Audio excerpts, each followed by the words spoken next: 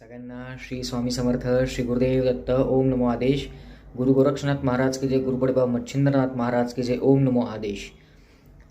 येत्या 28 नोव्हेंबर ते 5 डिसेंबर 28 नोव्हेंबर ते 5 डिसेंबर दत्त जयंती सप्ताह आहे।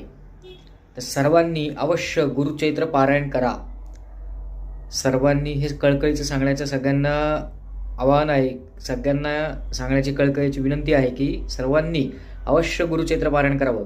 28 नोव्हेंबर ते 5 डिसेंबर या कालावधीमध्ये स्वामी समर्थ केंद्रामध्ये, मठामध्ये, मंदिरामध्ये, औदुंबराच्या झाडाखाली अवश्य गुरुचैत्र पारायण करावं।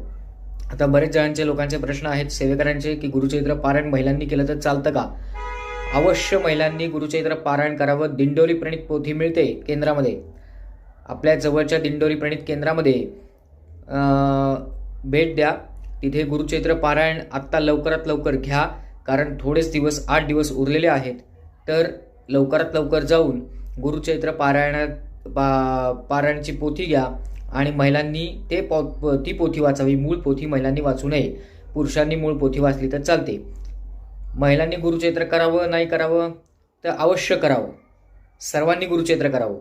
फक्त महिलांचे जे 4 दिवसाचे जे प्रॉब्लेम आहेत ते सोडले, जर वाचन करताना जर तुम्हाला अडचण आली तर ते दुसऱ्याकडनं वाचन करून घ्यावं। त्याच्यासाठी तुम्हाला जर माहिती असेल, मला अडचण येणार आहे हे आधी थोडंसं माहिती असेल तर तशी व्यक्ती तयार ठेवावी,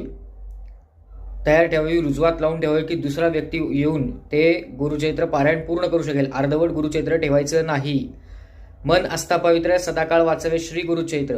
मन आस्था पवित्र, सदाकाळ वाचवे श्री गुरुचैत्र या युक्तीप्रमाणे सर्वांनी 28 नोव्हेंबर ते 5 डिसेंबर या कालावधीमध्ये, सप्ताहामध्ये अवश्य स्वामी समर्थ केंद्रामध्ये, मठामध्ये, औदुंबराच्या झाडाखाली अवश्य गुरुचैत्र पारायण करावं।